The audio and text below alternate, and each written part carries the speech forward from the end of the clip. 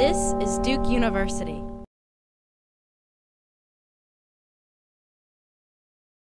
Welcome all of you. It's a pleasure to have you here today. We're, as you can see, inaugurating new furniture here in the Rhodes Conference Room. Yeah. And so I expect you all to give me your comments on the new furniture. The dean and the associate deans have asked for our comments on how it works. And so if you have any comments, positive or negative, please pass them along to me. Or if you see the dean who's sitting back in the back there, feel free to pass them along to him. Right. Well, I'm going to sit down. Before I introduce our guest, let us do what we normally do, which is to go around the table and ask you all to tell our guest who you are, so he'll know to whom he's speaking. So welcome. Welcome to everyone. Our guest speaker has been here before. He has been right in the middle of major social change in Detroit, the city of America's largest municipal bankruptcy. Before choosing to go to the Kresge Foundation, I asked him today whether he was president of the McKnight Foundation, which is a wonderful family foundation in Minneapolis and St. Paul, Minnesota. And he presided over that foundation with the same degree of energy and imagination that he brought with him when he was selected to go to the Kresge Foundation. And I asked him when he was considering, he really didn't want to apply for the Kresge Foundation position. I hope I'm not revealing any any secrets. So far. So far, okay. Yeah. And the search person at the search firm said that he really should talk to them, and he said, well, I really like it here. I'm not going to do it. I don't want to do it. So as a favor to me, why don't you go talk to them? And for those of you who know the Kresge Foundation, this is a foundation that for most of its life until RIP got there, was a foundation that focused on making grants for buildings. It made challenge grants to universities and nonprofits to build buildings. And so he went down to talk to them, and they asked him, I guess, they probably thought they were making a mistake. You know, what did he think they should do about this foundation? You know, are there new things that he might consider? So he then laid out basically an urban renovation program for this foundation that was really keen on building buildings. They responded so positively to his presentation. I think they just got excited about it, and they said, gee, this would be really great if you could come here and lead this effort in Detroit. So he did. And the rest really is history, because he basically took that foundation from where it was. And those of you who may remember his earlier speeches here, he had the courage to, some of the foundations represented here have done this, have gotten so-called grantee perception reports that are produced by the Center for Effective Philanthropy. Well, the grantee perception report that he got back was blistering. The basic finding that I remember was that 75% of the grantees felt that the foundation had no idea about what they were doing. And nonetheless, he posted that grantee perception report on the website of the Kresge Foundation, making history. I mean, it was clearly the boldest and most courageous posting of a critical report that I know about, written about a foundation. And he came there, and he's done, as we've learned from his earlier visits here, really developed cooperative, sometimes not completely happy, but nonetheless cooperative relationships between the foundation, the Kresge Foundation, the foundation community, the nonprofit community, and the city of Detroit government, basically, in many fields that he's going to talk about today. And then suddenly, he finds himself in the middle of this biggest municipal bankruptcy in the country, in history. So we asked him to come back again. You all know that the current state, he'll probably fill you in with the details, but there is a judge who is I guess it's the master in what is his role in bankruptcy? He is the bankruptcy judge. He has a team underneath him, but he is the judge who will decide. And the decision is pending, It is thought to be coming down sometime within the next month, right? First week in So November. here is your pre-look at all of the dynamics of that bankruptcy proceeding.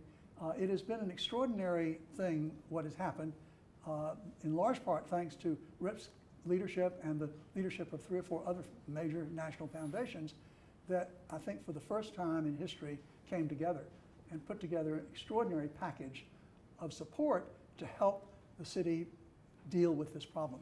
And he's going to talk about that today, and we'll be glad to answer any questions that you may have. So Rip, thank you so much for coming back again. I spent a couple of hours interviewing him today for the new book on which I'm working, and he can't talk about everything that he talked about, but I'm sure he'll talk a little bit about some of the things that we talked about, dealing particularly with Detroit. Rip, thank you. Oh, thank you, Joel. Thanks. Thank you all for making time. What I thought I might do, if it's okay with folks, is sort of bracket the bankruptcy just a little bit, in the sense that I think it's useful to back up the chronology just a little bit to understand not so much what led to the bankruptcy, but some of the preconditions that led to the bankruptcy declaration, and then try to project out just a little bit why I think this actually has application to other communities and to other parts of the philanthropic community. Because it's easy to see in Detroit such a highly particularistic set of issues and responses that people, I think, sort of push it off to the sides. But what I'd like to do is contextualize it just a little bit, both before and after. Let me just, a note on the methodology, which will probably drive you guys nuts. You have these drawings. Don't feel any obligation to look at them. What I did, I actually went to a couple of kids at Wayne State University who were interested in doing visualization, and I said, you know, if I ever throw these drawings up on a wall like this, it's just impossible to read. You know, it's too much stuff. It's incomprehensible. Could you do a sort of a cartoon of the cartoon? So I'm going to actually talk off the cartoon of the cartoon. But if there's anything that is interesting to you, if not, that's fine. But if there's anything that's interesting to you, a lot of the underlying detail is in the drawings themselves. So you're welcome to pay any attention in any way you like, or not at all if you choose. So let me roll back the clock to 2009 and talk a little bit about where we found ourselves in the wake of a financial collapse, the recession, the foreclosure crisis. And for those of you who are following Detroit, this was the time when Kwame Kilpatrick, our dynamic young mayor, was indicted, sent to jail. We had 4 mayors in 4 mayoral elections in less than a year. It was complete chaos. And one of the challenges in that chaos was to try to convince longtime partners of the city that it still made sense to stick it out, that there was something to work with. And it took sort of 3 very concrete forms. One is that I got a call from the White House shortly after President Obama's election. And the White House said, we just came out of a cabinet meeting with the president. The president announced that he will not permit Detroit to become the Katrina on his watch, and we really want to know what the president can come and announce. And I thought he got it about 80% right. I don't know. And this is Derek Douglas. And I said, Derek, can you just hold on that thought for a while, and we'll get back to you. I thought, no, yeah, putting the White House on hold was not a good idea. About the same time, a long-time sort of great advocate for working more effectively in Detroit, Susan Beresford, just left the Ford Foundation. And her replacement was a fellow named Luis Urbinez, who had come from McKinsey. And I had a number of friends at McKinsey, and they said, well, you probably better go talk to him, because a McKinsey guy looking at Detroit is probably not your long suit. And so I got on a plane and talked to Luis, and actually he was very open, but clearly trying to figure out whether there was a future at the Ford Foundation for a Detroit portfolio. And so I tried to lay out the arguments, and he sort of raised his hand and he said, Rip, so how much will private philanthropy spend in Detroit this year? And I realized I'd really never asked that question. And so I said, well, all right, if you kind of put to the one side the individual donors, you put to one side even the community foundations, donor advised funds, if you Kellogg and Kresge and Mott and the Skillman Foundation and all of the others. I said, you know, it's probably $160 million. And then, so Luis said, without even missing a beat, it was just classic McKinsey kind of analysis. He said, so that means, Rip, in the next 7 years, philanthropy will spend $1 billion in the city of Detroit. What do you propose to buy with that? And it was such a true to form question that I guess it didn't strike me until later how profound it was, because that was exactly the same question that in many ways the White House was asking. Where can we move? How can we be helpful?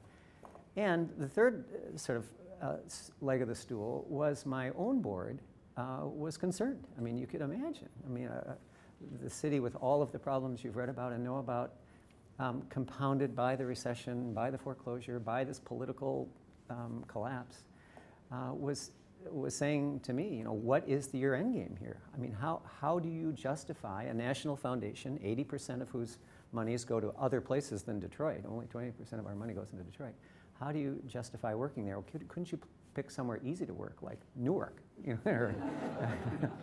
know, and so these three conversations caused me to say, we really need to do some coherence making here. We need to sort of take stock of what we have to work with. Is it sufficient to move forward? And so I went back and did essentially the big drawing you have there, but it was this drawing. And essentially what it was intended to do was to say, what are the bodies of work that are in place that have 2 or 3 important characteristics? One, there has to be true leadership. Someone has to actually have stepped forward to try to take on these issues and organize work around them.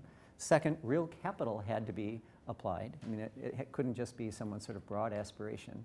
And third, they had to be important. There had to be some ability for these things to get traction. So over time, these 9 bodies of work could actually add up to something significant. It wasn't intended to be comprehensive. It wasn't intended to be prescriptive. It was intended really to be descriptive of there was work being done here. It was investable work. It was actionable work. And taken as a whole, it could actually be the predicate for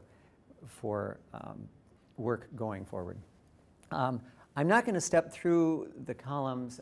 I'll touch on those in a different way in a couple of minutes. But if you would actually take this slide, or don't do it, but I mean, if you would take this slide and sort of turn it that way and create work plans for each one of these, it became essentially the blueprint for at least Kresge to figure out how would you build out a small business development agenda, how would you build out a rail agenda, how would you build out an education reform agenda.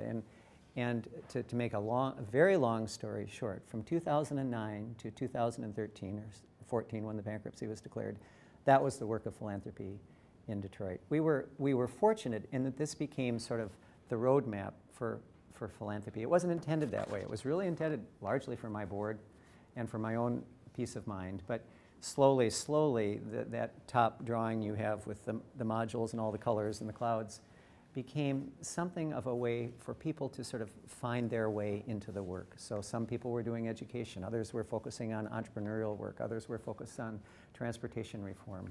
And we were able to create something of an ecology around this sort of shared agenda.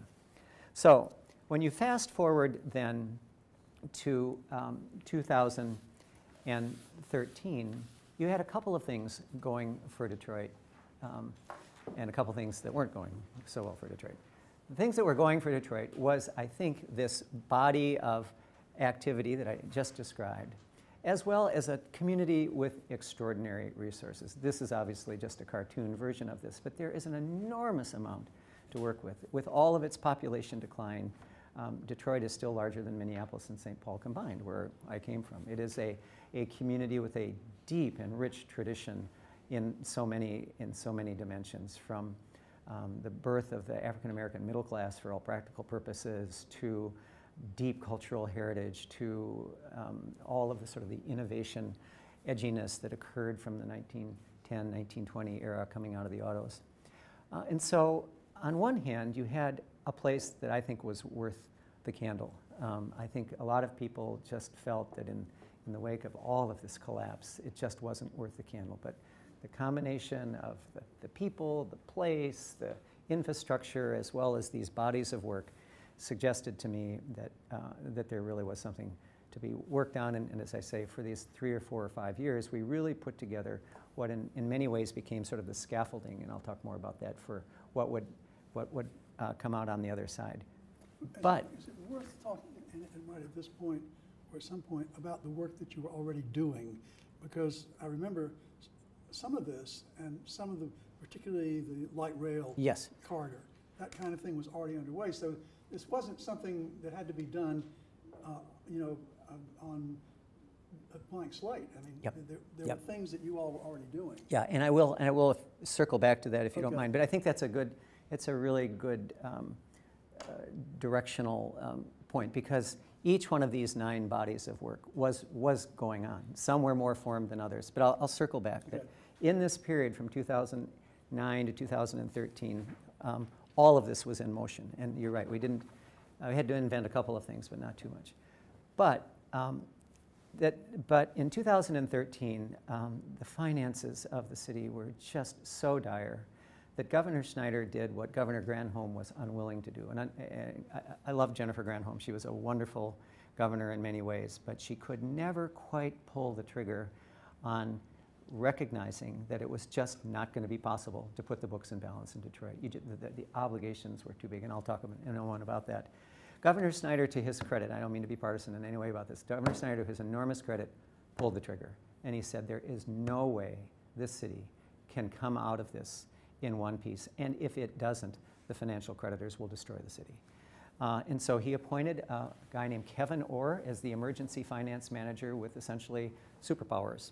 He could negate contracts, he could restructure government services. There was really virtually nothing he couldn't do. And so when he came in, there was this enormous concern in all sectors of the community about this kind of power, and about the fact that the elected officials of the city of Detroit were no longer making the calls. And they didn't know who Kevin Orr was. Turns out that Kevin Orr had guided Chrysler through its bankruptcy. And talking to one of the principals in the bankruptcy trial, he said Kevin Orr was probably one of 4 people in the United States capable of taking Detroit through this bankruptcy. He was from Jones Day, African Americans, son of sharecroppers, a phenomenal intellect. And I would say within 6 months, he had completely flipped the script on the community. The community was still concerned about the disenfranchisement issues. It just had to be. There's no way around it.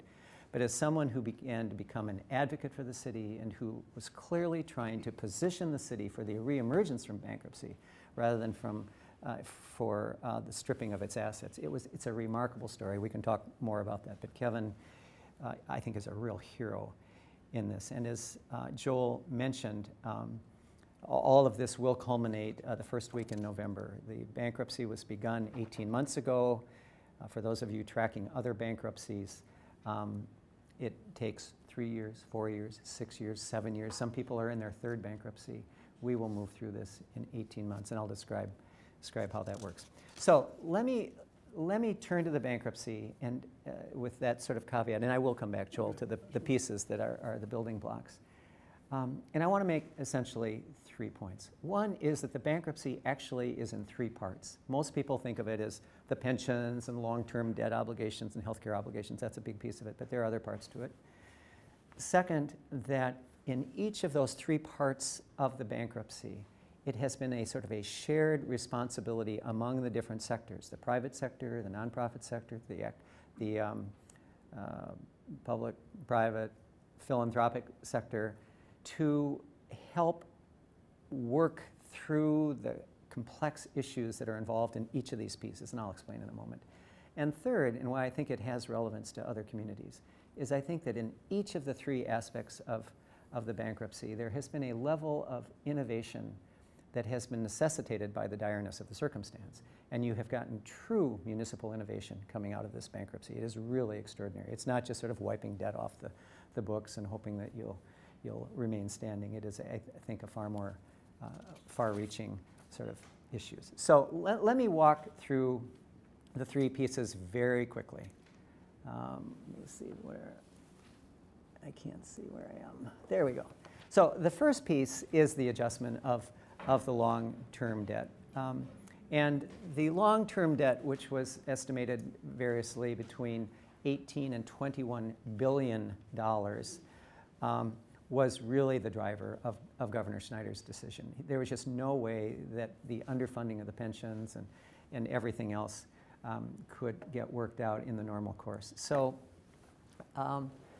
there were, in turn, sort of three drivers of this. One was retiree health care. Just as in all large cities, these costs are spiraling out of control. I'll talk in a moment. They actually came up with a very straightforward way of dealing with this. Second was the underfunded pension obligations. You had two classes of pensioners. You had police pensions, which were generally better funded, higher performing, but even the police pensions, depending on your calculations, were only about 70% funded. And the general pensioners, everybody else, the clerical workers and everybody else, were, depending again how you calculate it, anywhere from 50 to 70% funded. And early on, there was an enormous amount of noise in the system about, well, yeah, Detroit is just that place of gilded pensions. They may be at Ford, they may be at the automotive suppliers. The average police pension, and a police officer does not receive Social Security, is $31,000. The average general pensioner's pension is $19,000. So if you cut those in half, you're asking someone to live on a fixed income of $10,000 a year. It had to be fixed. It just had to be fixed. And the third was a whole suite of bondholders of every type. We had secured bondholders that were tied to a particular project. You had other bondholders who were sort of semi-secured by some pledge of water revenues, and then you had unsecured creditors who were simply relying on the full faith and credit of the government to repay their obligations. The second part of the bankruptcy, however, equally important, was the governmental restructuring. You can take care of all of your long-term pension obligations and health care obligations and still have a government whose costs and revenues are out of balance. And the Bing administration had tried desperately to bring these into balance, and they simply couldn't. There were sort of three issues here. One was the structural budget deficit. They just, as long as they had certain work contracts in place, as long as they had certain revenue sources in place, they just couldn't quite jigger it properly. Second, the tax base was just hemorrhaging. And so every time they would bring down their cost structure, their revenue structure would go down, and that became sort of a vicious circle, because the more you brought your cost structures down, the worse and worse the services became, and it just became this death spiral. And again, one of the reasons that Governor Snyder felt that he had no choice but to move. And then the third piece, and again, I'm going to come back and talk about each of these in a moment. The third piece, though, in many ways, is the most critical. Tony and I were talking about this. It's one thing to get your long-term debt right. It's another thing to kind of put your books in balance on an annualized basis. But if over the long term you don't have a community that can rectify on all fronts, that is a healthy, vibrant place with an increasing tax base, with quality of life that people can relate to, then obviously you've lost the war. And this required, I think, a recalibration of each of the sectors. Remember, at the same time that we were in the recession, the foreclosure crisis, the political collapse, the autos were in bankruptcy.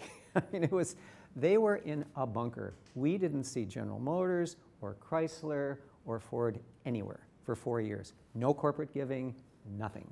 It was a complete shutdown. And in a place that was an automobile monoculture for so many years, that was powerful. And I'm not a native Detroiter, what I didn't realize is that the supply pyramid is unbelievable. We could all, I assume, disagree about whether the auto bailout was wise or not. I'm going to tell you, I haven't watched it firsthand. If those bailouts had not occurred and that entire supply structure we're talking millions of jobs. It would have been just incredible. But the flip side of that is take the private sector out of the equation, and all of that readjustment of governmental function and long-term health becomes almost impossible. You've got to have a market that works.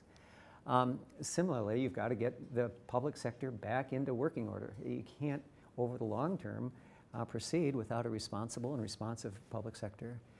And third, and finally, this was a time where philanthropy really had to get its act together, get on the same page, which again is really why I drew this, and stand up and move forward. It's interesting. Adlai Stevenson once said, you know, it's hard to lead a cavalry charge if you think you look funny on a horse. And I think that was the situation in which philanthropy found itself and had to just get out of. It felt funny getting out front, taking risk, presuming that it could step in the shoes of the public sector, presuming, and it couldn't, but presuming it could move into a territory occupied by the private sector, but it was really important.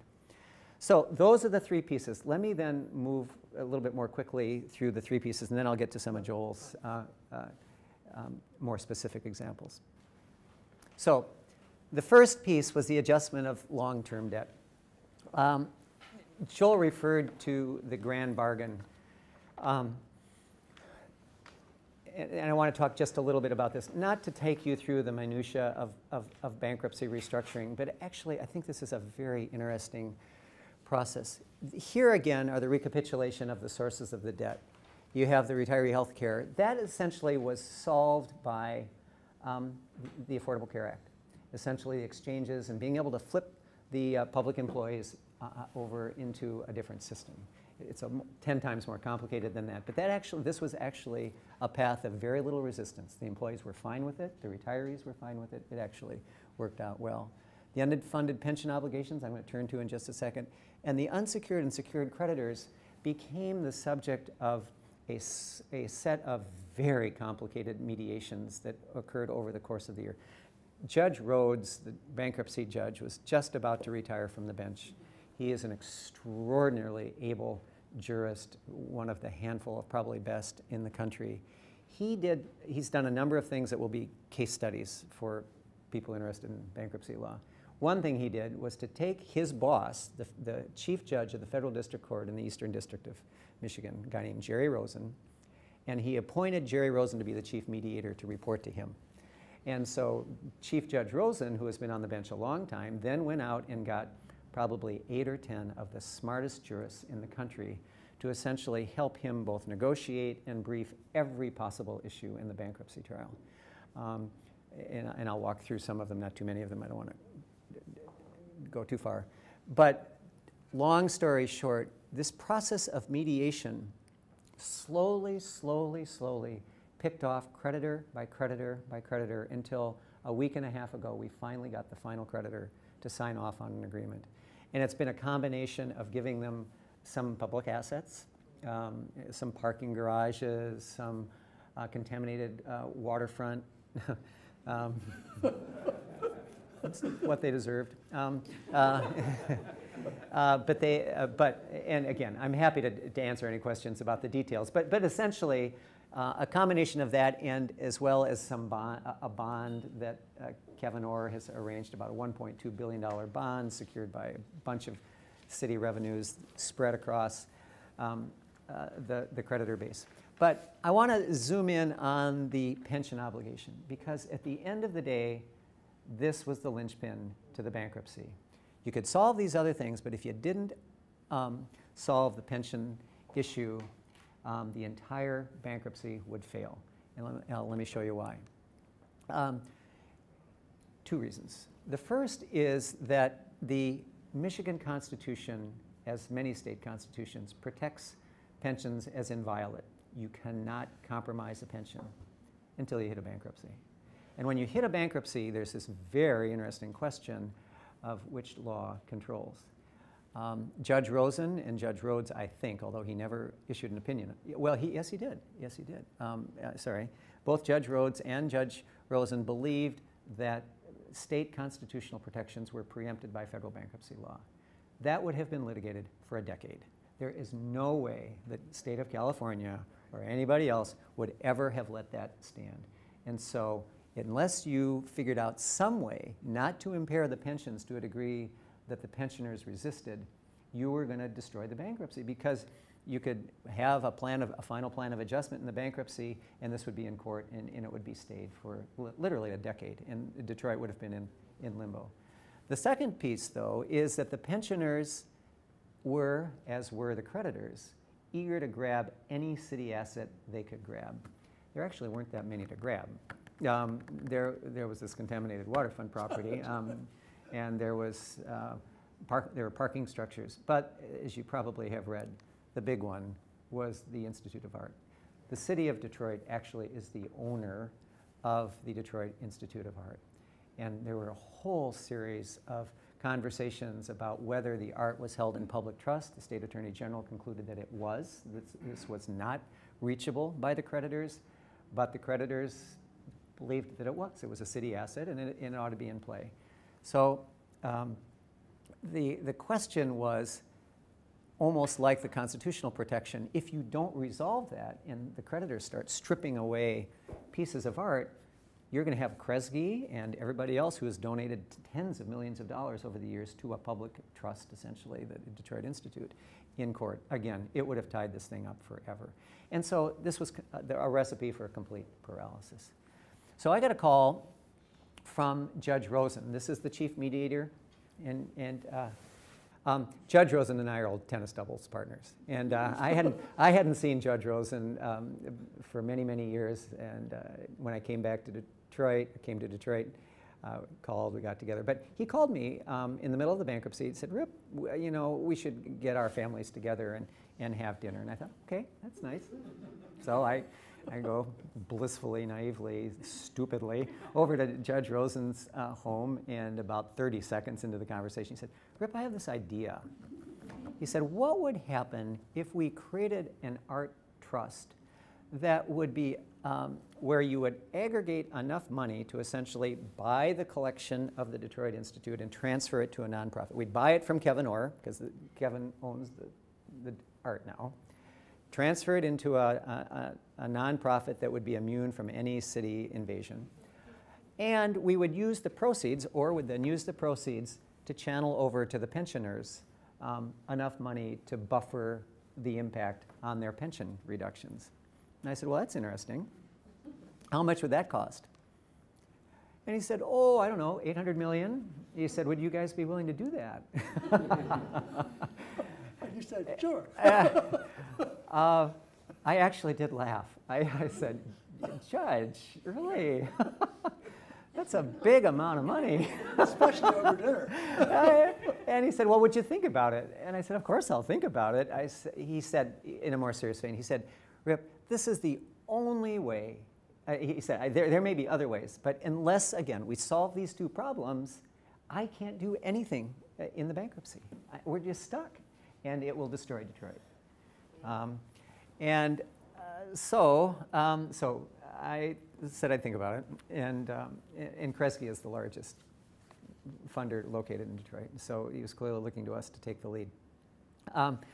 So the judge gets all of the foundations of Detroit, including the Mott Foundation up in Flint and the Ford Foundation on the phone, Darren Walker on the phone, and for a meeting. I wasn't there, I was out of town, and that meeting gets the sort of the same reaction I gave Judge Rosen. Really? It just went nowhere. And because there's a huge number, and it had to be, made available now, essentially. So I called Darren Walker, and those of you who know Darren, just an unbelievable spirit who, in his bones, believes in urban places, and I think is deeply committed to try to be helpful in Detroit. I think most of you know he's the new I'm sorry, at the Ford Foundation. Excuse me, pardon me. And I said, Darren, should we take this seriously? I mean, I don't know how we can do this if the Ford Foundation and the Kresge Foundation don't really come up with something that's quite significant. And I'll never forget it. I think it was sort of the great quotation of the year and a half. Darren said, Rip, it would be philanthropic malpractice for us not to consider this. And I thought, okay, that's clear. I said, so what are you thinking about? And he said, well, you know, I haven't socialized my board yet. This is going to be a little bit of a tough sell. You know, they have a sort of a hot, cold relationship with the city of Detroit, a la Luis's conversation. He said, but I'm thinking that probably $100 million. Well, that was the figure that I used with our board. And so we agreed that we would each put in $100 million. Darren later got his board to go up to 125. And so we then had something to work with. So we got the foundations together, essentially, to make a very long story short, we're able to raise almost $380 million out of the philanthropic community as a start. We insisted, however, on two additional conditions. One, the state of Michigan had to play a role. I think you could have made a very compelling argument that the state of Michigan was on the hook for the entire shortfall. And matter of fact, that lawsuit was being prepared. And so Judge Rosen went to Governor Snyder, who was resistant, but then he showed Governor Snyder this list of $380 million of commitments, and Governor Snyder said, okay, I'll match it. And they ended up coming up with almost $350 million out of a Republican legislature that has not always been as friendly to Detroit as one might like, and a governor who really stepped up. The third condition was the other side of the question. The Detroit Institute of Art probably needed to participate in this. This was a major service to that institution, and we basically insisted that final number get up to about $850 million, which required that they come up with another $100 million. They balked, as you might imagine. They were trying to raise their own money and stabilize their own operations, but at the end of the day, they came up with it. Well, that was enough to essentially, and we also attached a whole series of conditions of transfer. This is very complicated, as you might imagine. I won't bore you with all of that.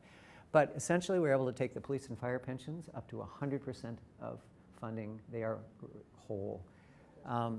And the general pensioners are up at 96%.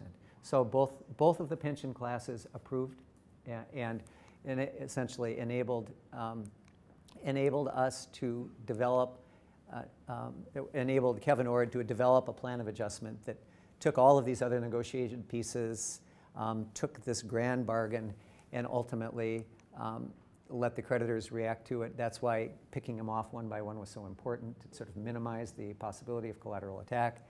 And as I mentioned, the final bankruptcy ruling will come the first week in November, and he will approve the plan. He will approve the plan. There is there's no longer any ambiguity about it. It's quite something. So that's the first piece. The second piece, and I won't take quite as long with these other pieces. I'd rather give you guys a chance to get into the mix. But the idea is the idea of restructuring public services on behalf of city government. When in the middle of all of this, in November of last year, we had a very interesting election in Detroit. Mayor Bing decided not to run for re-election. He was a fine guy who ended up, I think, restoring decency and integrity into the mayor's office, but he was not effective. He could not get this work done. And we elected the mayor's first white mayor since the 70s, a guy named Mike Duggan. A former corporate turnaround guy, former county prosecutor, tough as nails, smart as heck, and this is essentially his agenda.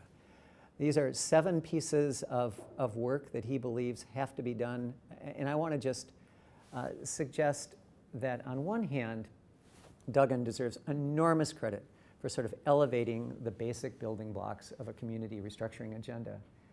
But I also want to suggest that he couldn't deliver on it without the rest of the civic community coming forward. And I think there is a lesson in that. So let me just and this gets to Joel's piece, let me just give you a couple of examples. The first is the notion of promoting economic development. In a city like Detroit, you know, it is always about jobs, jobs, jobs. But the traditional Southeast Michigan approach to that is sort of the silver bullet, the manufacturing facility that will employ 8,200 new auto workers. That may or may not happen. Our response in Philanthropy 5 or 6 years ago was very different. Susan Beresford felt that the president of the Ford Foundation, felt that philanthropy in this time of dislocation could step forward and figure out a different way of trying to promote an entrepreneurial ecology in Detroit, something that just simply didn't exist. Small business development, the kind of support structures that small business development needed to thrive.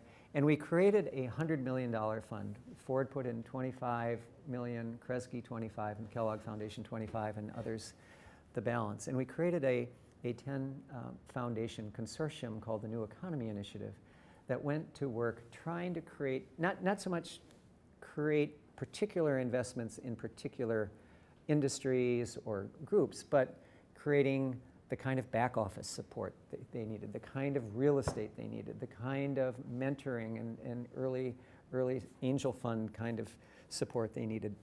And to make a very long story short, over the course of 2008 to now, this has been one of the great success stories of Detroit.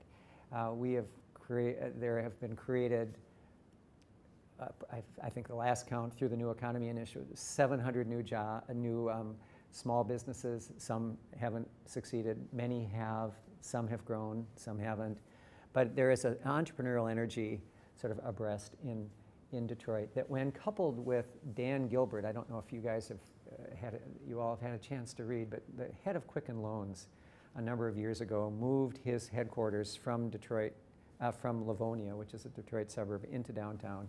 At the time, it was a couple thousand people. People didn't think much of it. It was great. It was a nice vote of confidence. Over the next 3 years, in the course of 3 years, he moved the rest of his employees downtown and began going around to each of his suppliers, asking them to have a presence in the vicinity. In 3 years, he has caused more than 12,000 new workers to be downtown. He now owns 60 buildings in downtown Detroit, and it has transformed the downtown environment in ways that people couldn't even imagine 10 years ago. He says that it was this foundational work in creating the kind of ecology of small business development and supports that enabled him to feel confident that he could actually build off of something. It's probably an overstatement, but one example. So as the mayor begins to sort out his economic development strategies, my only point is that there is a sort of a private, philanthropic, public play in action that is important. The second, this is a simple one, is improving public safety. One would think is purely a public function. But again, philanthropy has done a number of things that permit the mayor to take risks sort of at the edge of traditional policing practices. So we gave Wayne State University a ton of money to do essentially what is called Code 4, which is essentially hotspot identification. And they've developed a very sophisticated mapping system that can almost predict where crime will move. It's uncanny how they are able to map this. Now, I think other places perhaps take this for granted, but Detroit does not. And it has resulted in dramatic reductions in places where this has been deployed. How you prevent that just from spreading to other places is another question, but this was the kind of risk-taking that it seems to me philanthropy is good at. We also joined with a group of corporations and gave the city $8 million to purchase 100 new emergency response vehicles and police cars. Again, the kind of thing that they just didn't have the money to do. Third is, in a place where there are 80,000 blighted and abandoned structures, and just to put that in perspective, when you aggregate that land mass, it's the size of the city of San Francisco. So within a city, you have that much blight. It is almost overwhelming. And one of the things that Dan Gilbert, this guy from Quicken, agreed to do with Secretary of Housing, Secretary of HUD, Sean Donovan, was to create a blight task force that would inventory all of those properties and try to figure out what could be done, on what schedule, in what ways. And this is actually a brilliant piece of work. What Gilbert did, because essentially Quicken Loans is a technology company. I mean, they make loans, but they're all about incredible sort of technology services. He essentially threw his entire team at this question, this blight task force question, and they ended up dispatching about 125 young people armed with nothing more than an iPhone into the neighborhoods and they surveyed all 388,000 parcels in the city of Detroit. And it's one thing to go out and take a picture. What Quicken did was then create, they had, for other purposes, they created a sort of a command center, and the kids would take a picture, they'd get on the phone, and the person in the command center would say, well, would you take a picture, zoom in on the foundation, I think I see mold. And they would do that, and then they would go inside and say, can you decipher the kind of wood, can you take a picture of the kind of, I mean, all of this data. And the experts on housing back in Quicken then began creating this unbelievable database for every single parcel in the city.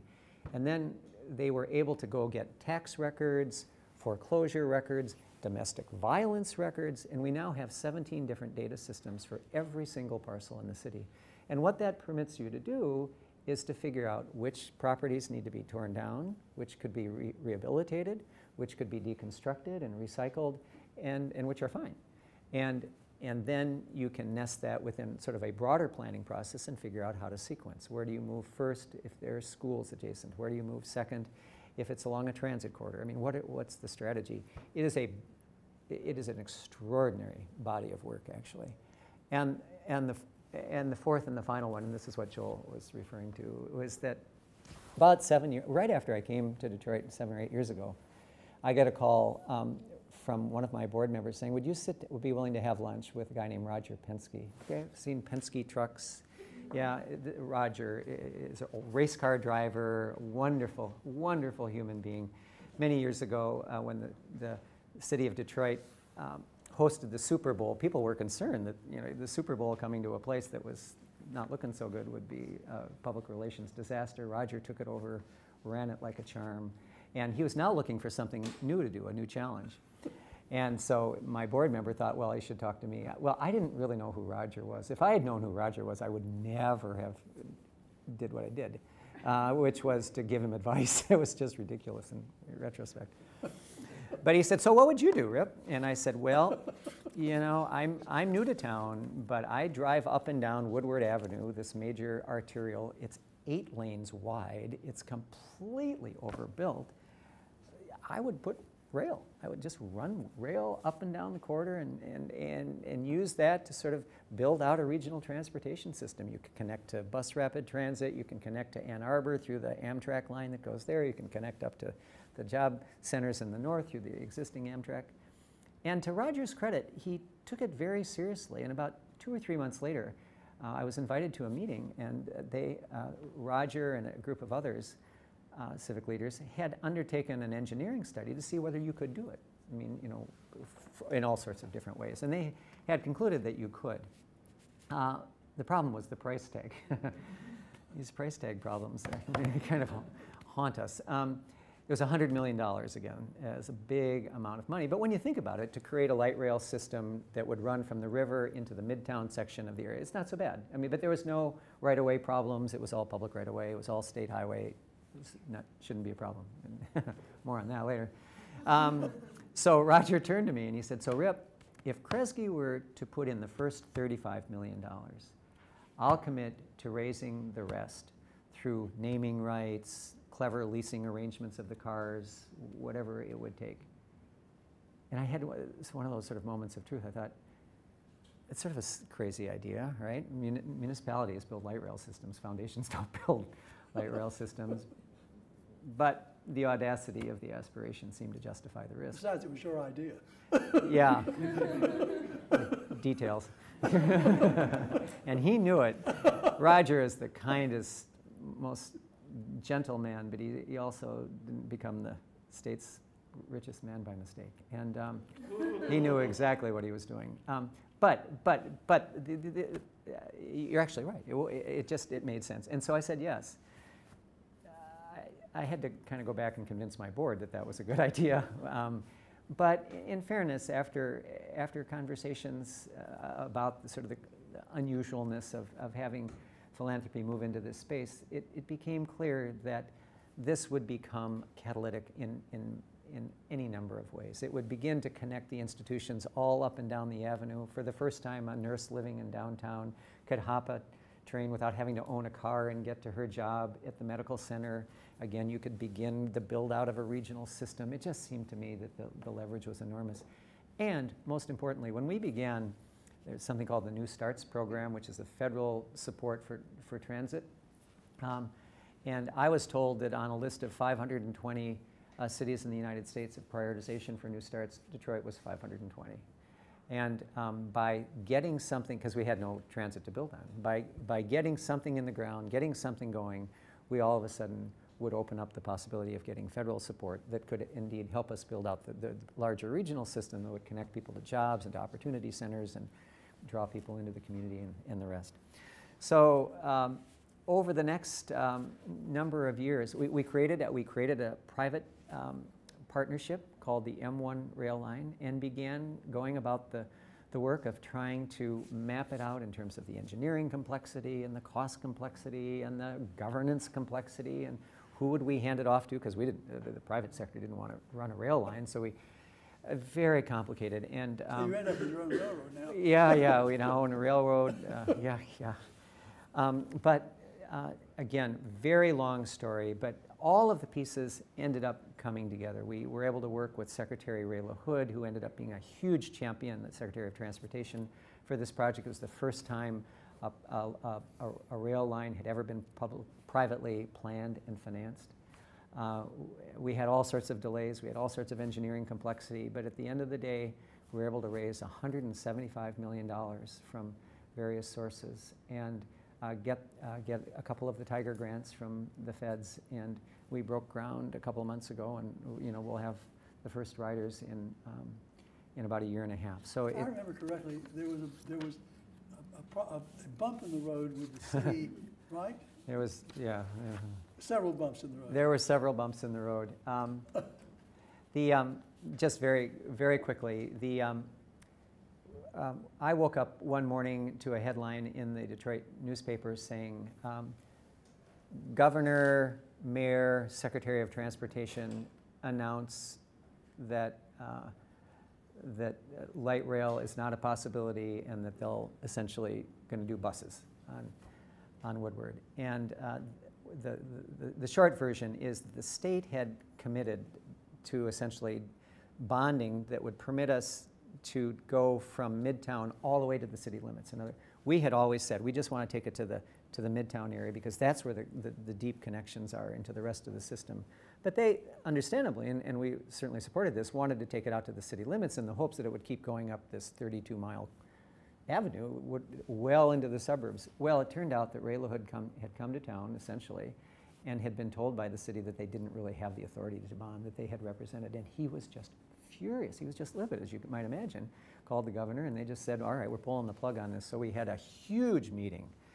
We were able to get the secretary, the governor, the mayor, the federal transit administrator, the entire congressional delegation in a room, and we, Penske and Dan Gilbert and I, and tried to make the case to the public folks that if they would just certify the conditions that they needed to have met, we would meet them, whether it was financial, whether it was engineering, whatever it was. And Ray LaHood, it was very interesting. Ray LaHood was very good because he had taken the Tiger grant that he had already given to the project and shifted it over to the busway. And that was a huge hole in our project. It was 25. And he heard this presentation, and he said, okay. He said, I'll give you 90 days, and I'll commit to you that if at the end of 90 days you've fulfilled these commitments, I will find you another $25 million somewhere in the department's budget. At which point, his legal counsel literally jumped out of her chair and said, Mr. Secretary, you can't say that. It was very funny. This poor woman, oh my gosh. I won't, I'm sure she was right. And so she's where Tony is. And Secretary LaHood does this. I commit to you that at the end of 90 days, if you do this, I will find $25 million. And he was good to his word. I mean, we just... so all the bumps are gone? All the bumps are gone. There will be more bumps, I have no doubt, but more bumps. And they're going to start construction on it? We've started construction. They're putting in, they're in the ground. They've got rails down. They're tearing up the street. The State Department of Transportation is tearing up the street. The the state has assumed any liability for unforeseen conditions. I mean, it's really quite a story, actually. And I'm sorry, I didn't mean to go on quite so long, but it could talk for hours about the rail project. It's a crazy project. So because I've gone too long, let me just suggest what this last drawing is about, and we could maybe talk about it if you'd like. Because the third piece, in many ways, is, again, as I mentioned earlier, the most important piece, which is putting in place the building blocks for long-term health and stability. And here's where I wanted to try to make the transition to the argument that what's going on in Detroit is obviously unique to Detroit.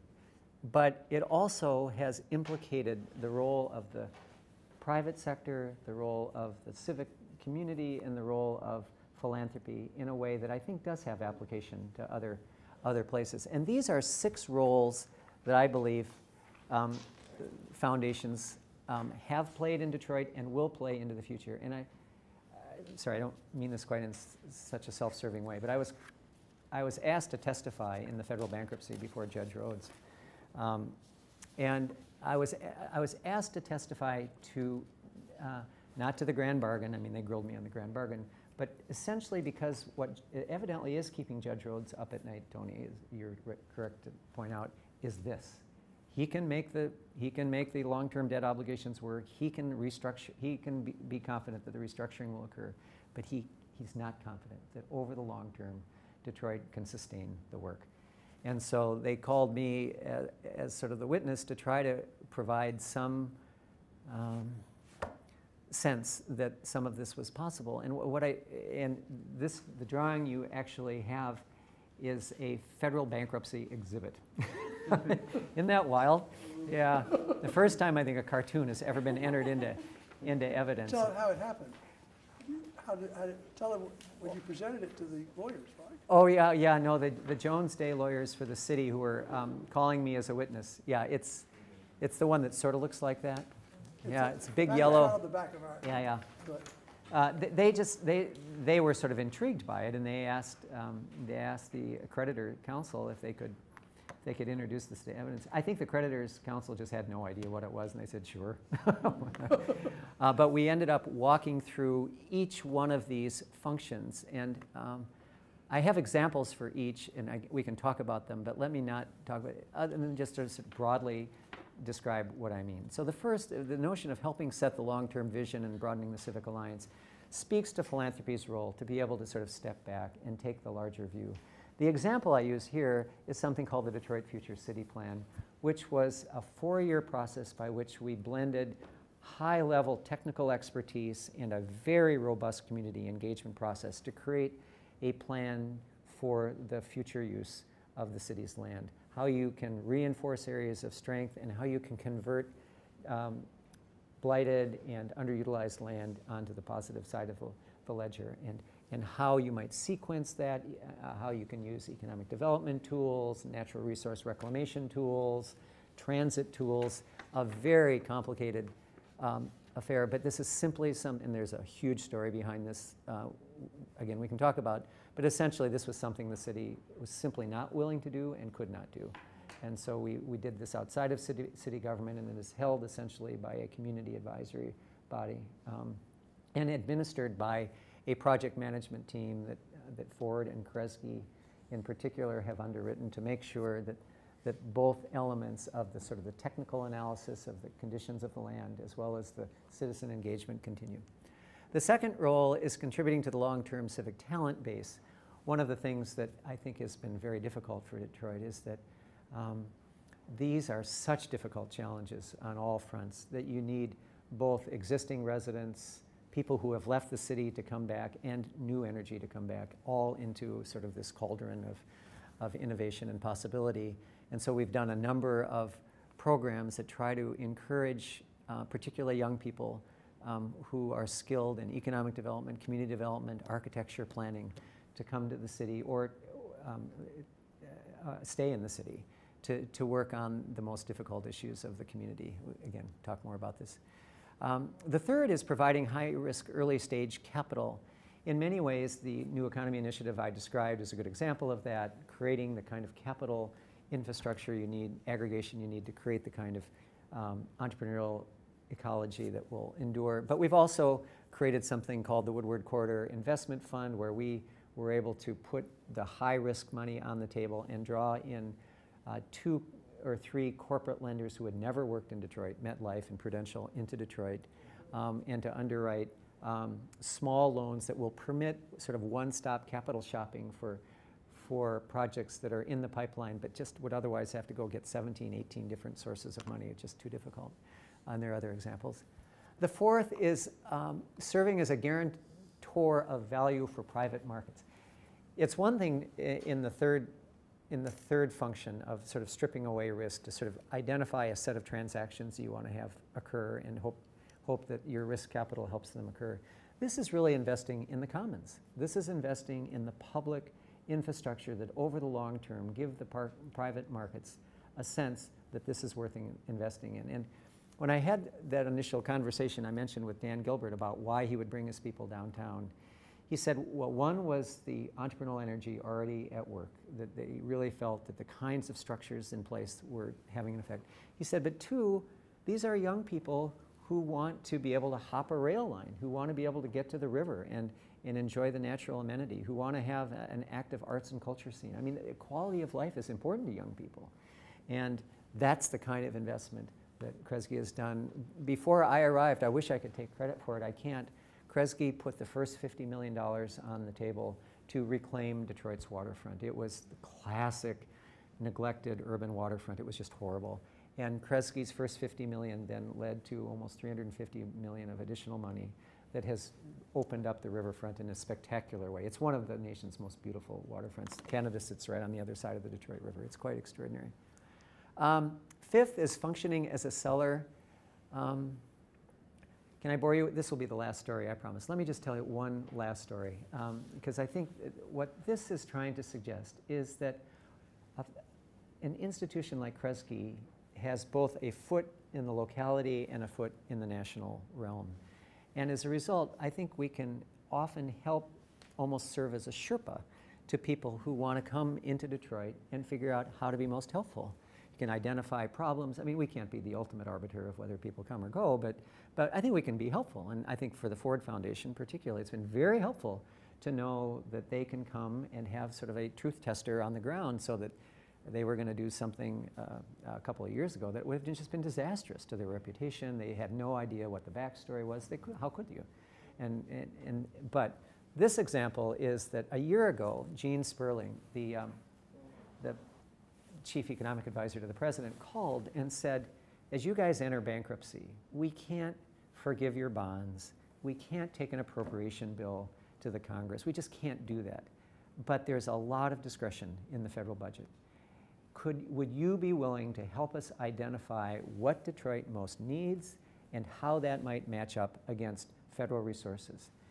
And so I tasked our group at Kresge to work with our colleagues.